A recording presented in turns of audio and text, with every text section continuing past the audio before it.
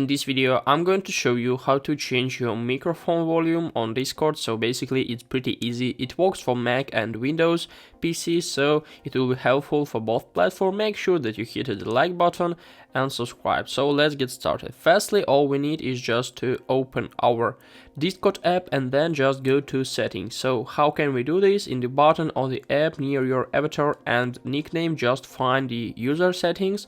It looks like this, so click on it.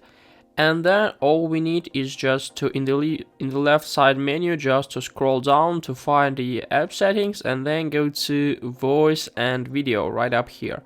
So click on it, and after that we can see our voice settings. So here is our input device. Make sure that you choose the necessary one. So after that, here we can see the input volume, and right up here we can change it. So this is the way how can we change our input volume on Discord. So guys, I hope this video was useful. Goodbye.